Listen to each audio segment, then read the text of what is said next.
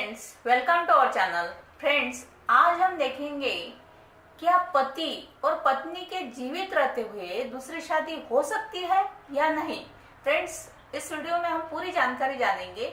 Video अंत तक देखिए, लाइक कमेंट शेयर कीजिए और सब्सक्राइब करना न भूलिए। तो चलिए जानेंगे इस बारे में जानकारी। जैसे कि जीवन में ऐसी परिस्थितियां उत्पन्न हो जाती है जहां लोग अपने पति या पत्नी के जीवित रहते हुए दूसरे विवाह की ओर कदम उठा लेते हैं। अब ऐसा अनेक उन मामलों में देखने को मिलता है जिन मामलों में पति या पत्नी अलग अलग रह रहे होते हैं। तब लोग अपने जीवन को नई राह देने के लक्ष्य से दूसरा विवाह कर लेते हैं। पर भारत में दूसरे विवाह को अपराध बनाया गया है। अब कुछ रीति रिवाजों को छोड़कर सभी लोगों को यह हिदायत दी गई है कि भारत में पति और पत्नी के जीवित रहते हुए बगैर वैध तलाक यानी वैलिड तलाक नहीं हुआ हो, ऐसे स्थिति में दूसरा विवाह नहीं किया जा सकता है। और अगर ऐसा विवाह किया जाता है तो वह दंडनीय अपराध है। अब दूसरे विवाह पर क्या है कानून। एक पति या पत्नी के जीवित रहते हुए दूसरा विवाह करना भारतीय दंड संहिता यानी आईपीसी इंडियन पिनल कोड के अंतर्गत सेक्शन 494 दूसरे विवाह के संबंध में उल्लेख करती है। अब दंड संहिता की यह धारा दूसरे विवाह को दंडनीय अपराध बनाती है। इस सेक्शन के अंतर्गत दूसरा विवाह करने पर 7 वर्ष तक के कारावास की अवधि का दंड दिया जा सकता है। अब भारत में विवाह 2 प्रकार से होते हैं। अब कौन से? एक विवाह पर्सनल लॉ के अंतर्गत होता है और दूसरा विवाह विशेष विवाह अधिनियम यानी स्पेशल मैरिज एक्ट के अंतर्गत होता है। अब इन दोनों ही कानूनों में दूसरे विवाह को दंडनीय बनाया गया है।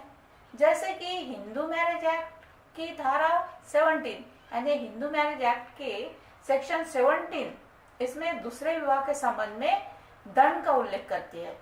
अब यह धारा स्पष्ट करती है कि जब भी कोई व्यक्ति जिसका पति या पत्नी जीवित है, अब उसके जीवन काल में कोई दूसरा विवाह कर लेता है, तब उसे भारतीय दंड संहिता की धारा यानी आईपीसी सेक्शन 494 के अंतर्गत दंडनीय अपराध का दोषी माना जाएगा।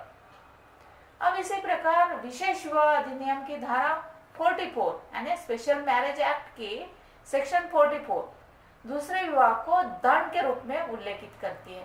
अगर किसी व्यक्ति ने विशेष विवाह अधिनियम के अंतर्गत शादी की है और ऐसे शादी के बाद कोई दूसरा विवाह कर लेता है, तब उसे धारा यानी सेक्शन 494 के अंतर्गत दंडित किया जाएगा।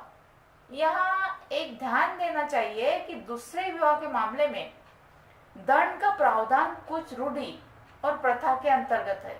अगर किसी समुदाय या धर्म में दूसरे विवाह को मान्यता है, तब यह धारा यानी यह सेक्शन नहीं लागू होता है। अब दूसरे विवाह को भारत के सर्वोच्च न्यायालय ने क्रूरता जरूर माना है, यानी माननीय सुप्रीम कोर्ट ने क्रूरता माना गया है। अब पति द्वारा दूसरा विवाह किया जाता है, तब उनकी पत्नी प्रति ऐसा दूसरा विवाह क्रूरता होगा और ऐसी क्रूरता के लिए उस व्यक्ति को भारतीय दंड संहिता के सेक्शन 498 ए के अंतर्गत दंडित किया जा सकता है। अब जब भी कोई दूसरा विवाह किया जाता है, तब पीड़ित पक्षकार केवल पति या पत्नी ही होगी। कोई दूसरा व्यक्ति इसकी शिकायत नहीं कर सकता है। जैसे कि यदि किसी पुरुष ने उसकी पत्नी के जीवित रहते हुए दूसरा विवाह कर लिया है, तब उसकी पहली पत्नी ऐसे दूसरे विवाह के विरुद्ध उसके पति की शिकायत परिवार के माध्यम से माननीय मैजिस्ट्रेट के समक्ष कर सकती है, पर कोई दूसरा व्यक्ति इसकी शिकायत नहीं कर सकता है। अब कहाँ विवाह मान्य होता है, इस बारे में जानेंगे हम। क्या दूसरा विवाह मान्य होता है? इस मामले में सबसे महत्वपूर्ण प्रश्न यह है कि क्या कभी भी पहला पति या पत्नी के जीवित होते हुए दूसरा विवाह करना कानून की नजर में मान्य होता है? इसके इसका सीधा सा जवाब यह है कि ऐसा विवाह किसी भी सूरत में मान्य नहीं होता है। इसका जवाब है दूसरा विवाह किसी भी सूरत में मान्य नहीं होता है। अगर ऐसा विवाह किया जाता है तब वह सीधे से वह विवाह शून्य हो जाता है, यानी वाइड हो जाता है और उसे कोई वैधानिक मान्यता प्राप्त नहीं होती है। पर भारत के माननीय सर्वोच्च न्यायालय में ऐसे मामले में पत्नी के प्रति उदारता बरतते हुए उसे भरण पोषण का अधिकारी माना है, यानी उसे मेंटेनेंस का अधिकारी माना है। अब सर्वोच्च न्यायालय ने कहा है कि कोई भी पत्नी भरण पोषण मांगने की अधिकारी है, भले ही उसका विवाह कानून द्वारा मान्य नहीं हो। ऐसी स्थिति में दूसरी पत्नी भी अपने पति से भरण पोषण तो मांग ही सकती है। और यही नहीं बल्कि जो बच्चे जन्म लेते हैं ऐसे बच्चे भी पिता की संपत्ति में अधिकारी होते हैं और उन बच्चों को अवैध संतान नहीं माना जाता है।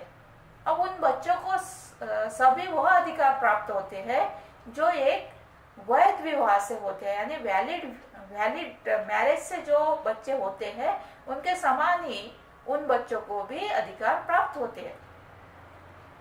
अब क्या पति और पत्नी की सहमति से दूसरा विवाह किया जा सकता है? इस मामले से जुड़ा हुआ दूसरा प्रश्न यह भी है कि क्या पहले पति या पत्नी की सहमति से दूसरा विवाह किया जा सकता है? जैसे कि किसी व्यक्ति की पत्नी जीवित है और वह दूसरा विवाह कर लेता है, क्या उसकी जीवित पत्नी ऐसे विवाह को करने की मान्यता दे देती है? तब उसका विवाह वैध हो जाता है।